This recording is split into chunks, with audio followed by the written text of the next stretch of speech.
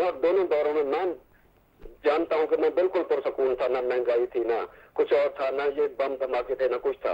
मुशर्रफ साहब को किसने कहा था कि तू जाके जमहूरी हुकूमत को हटा और आगे बैठ गया? ठीक है, तो मेरी बहन, अवाम का सबसे बड़ा कसूर अवाम का ये है कि 60 सालों से ये अवाम ये सोचते रहे कि लीडर चाहे जो मर्जी है, हमें क्या होना है, हमने तो अपना कमा के खाना है। ठीक है मेरी बहन, अभी जुबैर साहब एक बात कर रहे थे, मैं इनको इसका जवाब देता हूँ कि मैं कराची में एक मकान में किराए पे रहता था, तो इलेक्शन होने वाले थे, तो मैंने उनको सब सारे रो रहे हैं महंगाई है, खर्चा नहीं पूरा हो रहा फलान। ये मुशर्रफ के दौर की जो बात बता रहा हूँ, जब आटा आपको 11 रुपए किलो मिल रहा था, ठीक है, नवाज शरीफ के दौर में 6 रुपए किलो था। अच्छा, तो मैंने उनको कहा मेरी बहन बात सुने कि मैं इंसान को चाहिए कि हालात को देख के उस मुताबिक उधर रुख करे। अल्लाह ने भी कहा है कि जिस तरफ आप हवा देखो उसी तरफ रुख कर दो।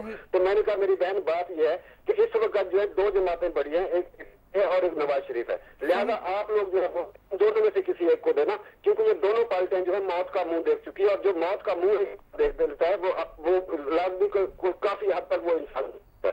तो मैंने कहा आप लोगों की तकदीर बदलेंगी तो ये 2 जमातें बदलेंगी, इसके अलावा कोई नहीं। उसके बाद मेरी बहन इलेक्शन आ गया, वो मुझे हामिया भरते रहे सारे। उसके बाद जब इलेक्शन आया तो वोट दे गया, तो मैंने पूछा किसको वोट दिया है, तो कहते हैं पतंग को दिया है भाई।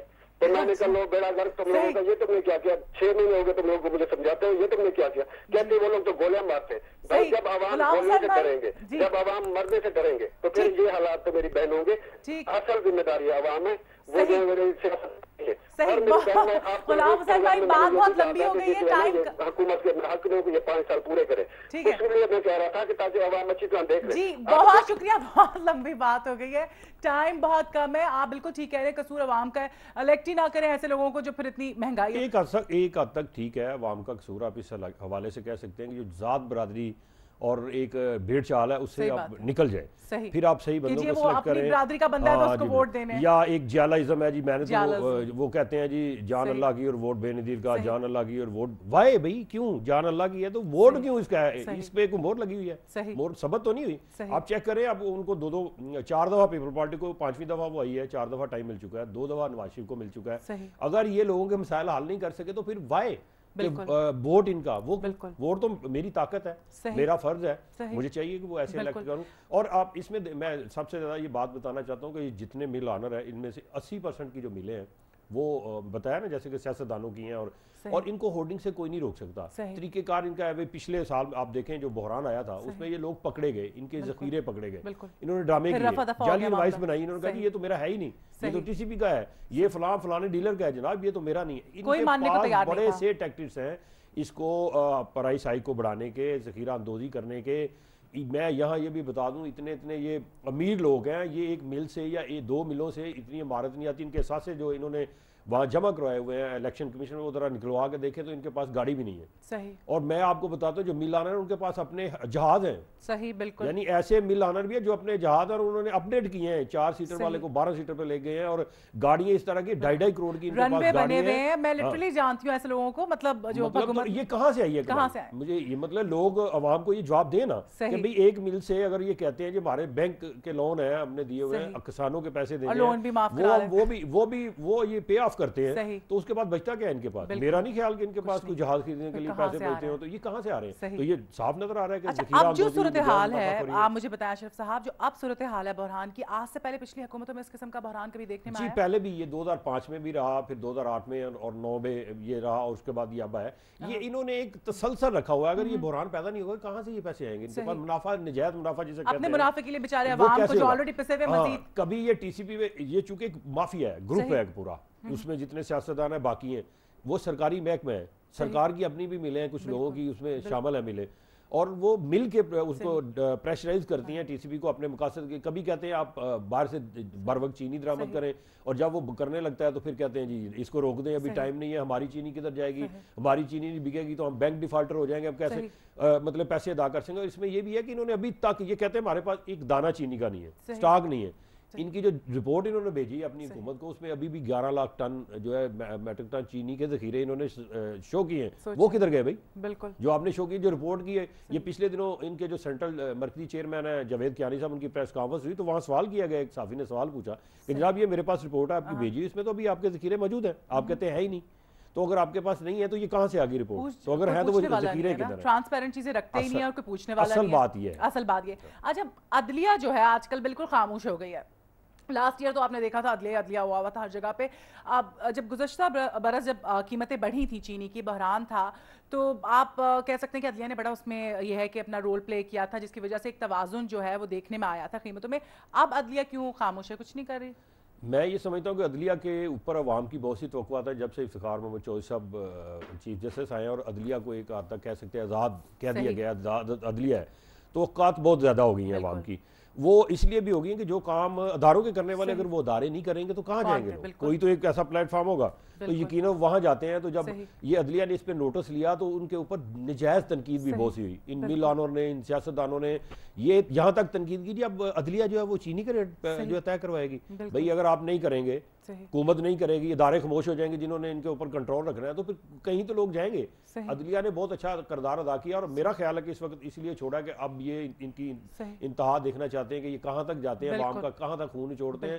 اس کے بعد یقیناً مجھے امید ہے کہ یہ نوٹس ہوگا، اگر یہ نہ انہوں نے چینی کی قیمت کم کی، اور اس پہ بڑا سویر نوٹس ہوگا، اور مجھے دیکھیں گے آپ کے ماضی میں پھر ان کے خلاف. اچھا، اب چینی کی قیمت اور دیگر جو اشیاء ضروری ہیں ان کی قیمتوں میں توازن برقرار رکھنے کے لیے آپ کو کیا لگتا ہے کس قسم کے مارکیٹ میکانزم کی ضرورت ہے؟ میرے حساب سے اس میں سخت قوانین کی ضرورت ہے. قانون جو ہے وہ بہت سخت ہونے چاہیے. کتابوں میں قانون موجود ہے لیکن امپلیمنٹیشن نہیں ہے. زندہ مثال ہے کہ جو ہولڈنگ کرتے ہیں، نجائز ذخیرہ اندوزی یا ملاوٹیں کرتے ہیں، جعلی ادویات. آپ دیکھیں وزیر ہمارے جو ہیں وہ کہہ رہے ہیں جی اس ملک میں 40% جعلی ادویات بھی کری. بھیا آپ کو پتہ تو پکڑے ان کو، پکڑتے کیوں نہیں؟ سزائیں لوگوں کو مارنے کے لیے رکھا ہوا ہے، تو ان کے لیے سزائیں نہیں. مجھے یہ بتائیں کہ جب بھی کوئی مجسٹریٹ کسی کو پکڑتا ہے، کسی کو قیمت زیادہ لینے پہ یا کسی کو ذخیرہ اندوزی کرنے پہ یا ملاوٹ کرنے پہ، تو مجھے آج تک کوئی ایک کیس ثابت کرے کسی کو سزا مکمل ہوئی ہو، کسی کو پورا جرمانہ ہوا. یہاں سے پکڑا، ادھر گیا عدالت میں، مطلب اس کا 6 لاکھ جرمانہ بنتا ہے، 3 سال اس کی سزا ہے فار ایگزامپل اس جرم کی، تو کیا ہوتا ہے وہ 1500 2000 3000 5000 جرمانہ دیتا، آگے پھر وہی کام شروع کر دیتا ہے. ایک جگہ سے پکڑا گیا، وہاں سے کام ختم کیا، جگہ بدلی دوسری جگہ، پھر جا کے مل ملا کے کرنا شروع کر دیا. تو اس سے مطلب اگر آپ یہ سزائیں سخت نہیں کریں گے، کب تک یہ دیکھتے رہیں گے کہ عوام کو یہ لوٹتے رہیں گے، خون نچوڑتے، تو کب پھر یقیناً ایسی صورتحال ہوگی، بلکہ اس سے بھی زیادہ خراب ہوگی. میں آپ کو ایک اور مثال دیتا ہوں کہ چائنا میں ایک چھوٹی سی مثال ہے. پچھلے کچھ ہی عرصہ قبل جو ہے وہ دودھ جو ملاوٹ زدہ دودھ وہاں آ گیا بازار میں، اس سے کچھ لوگوں کو انفیکشن ہوئی. جب انفیکشن ہوئی تو ان کی پوری گورنمنٹ جو ہے حرکت میں آ گئی. انہوں نے اس فیکٹری کو سیل کیا، نہ صرف سیل کیا، 1 مہینے کے اندر اس بندے کو سزائے موت دی اور اس کو ہینگ کیا. اب جرت کرے گا وہاں کوئی اس طرح کی مطلب حرکت کرنے کا؟ سعودی عرب میں ہے کہ چوری کی تو سزا ہے. بالکل تو یہاں انسانی حقوق آ جاتے ہیں. بھئی اس کا کیا کرے؟ بہت سی ایسی تنظیمیں ہیں جو انسانی حقوق کے نام پہ پیسے تو بٹور رہی ہیں. تو یہ انسانی حقوق نہیں جو لوگوں کو لوٹ رہے ہیں، یہ بھی تو انسانی حقوق میں آتا ہے. تو جب اس کو سزا نہیں ملے گی، وہ سامنے نظر نہیں آئے گی سزا، تو کیسے ایک ذخیرہ اندوز دوسرا ذخیرہ اندوز سے منع ہو جائے گا کہ بھئی میں نہ کروں، میں قیمتیں نہ بڑھاؤں، نجائز منافع نہ کماؤں. ہم لوگ کہتے ہیں جی پاکستان سب سے بڑا چیریٹی ملک ہے. چیریٹی ملک ہے، ایک طرف سے لوٹ کے دوسری طرف آپ چیریٹی دے دیں. یہ ایسے ہی ہے نا کہ قبضے کی جگہ پہ آپ مسجد بنا لیں اور کہیں جی مسجد بالکل جائز ہو گئی ہے، تو یہ تو نہیں ہو سکتا.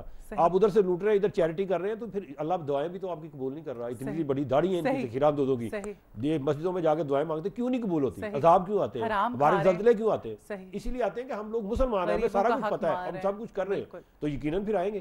گناہ کو گناہ ہی نہیں سمجھتے. تو جب ہم سمجھیں گے اور اس طرف آئیں گے تو پھر یقیناً ہم پہ اللہ کی رحمتیں بھی نہ. بالکل، بہت آپ نے خوبصورت بات کی. اچھا مجھے بات بتائیں، یہ جو گٹھ جوڑ اور منوپلی کر کے قائم کرنے کے بعد یہ جو مطلب اشیاء کی قیمتیں بڑھانے، ان کے لیے ایک ادارہ بنایا گیا ہے مسابقتی کنٹرول کمیشن آف پاکستان. اس کا کیا کردار ہے؟ وہ کر کیا رہا ہے؟ وہ تو کوئی رول پلے کرے. میں بتاتا ہوں، اس نے سابق جو ان کے چیئرمین تھے انہوں نے بہت اچھا کردار ادا کیا. اور انہوں نے سیمنٹ والوں کو مناپلی کنٹرول کے حوالے سے 6 ارب کے قریب جرمانہ ڈالا، کیونکہ ثابت ہو گیا کہ انہوں نے گٹھ جوڑ کر کے قیمتیں بڑھائی ہیں. آپ کو یاد ہوگا 3 سال پہلے سیمنٹ کی قیمت کہاں چلی گئی تھی.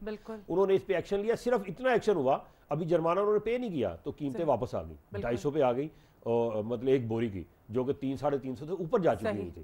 تو اسی طرح انہوں نے ان کو جو ایل پی جی والے ہیں ان کو جرمانہ کیا. کنٹرول ہوا کیا؟ کیونکہ سارے تو آپ کو پتہ سیاستدان ہیں، سارے حکمران ہیں، سارے ان کے تعلقات ہیں، مامے چاچے ہیں. تو انہوں نے اس میں رکھنا ڈالا، اس کی اس کا اسمبلی سے اس کو پاس ہی نہیں ہونے دیا اسی طرح نا. اس میں مطلب آپ کہہ لیں کہ اپنی من کی چیزیں جو ہیں, اپنی پسند کی چیزیں, قوانین اس میں شامل کرائے. پہلے صرف یہ تھا کہ آپ سپریم کورٹ میں ان کے خلاف جا سکتے ہیں, اب اس میں شامل کرا دیں کسی بھی ہائی کورٹ میں جا سکتے ہیں کہیں بھی. اب وہ بیچارے کھجل خراب ہوتے رہتے ہیں, کوئی سندھ ہائی کورٹ میں ان کے خلاف مقدمہ کر دیتا ہے, کوئی لاہور میں کر دیتا ہے, کوئی کہیں کر دیتا ہے.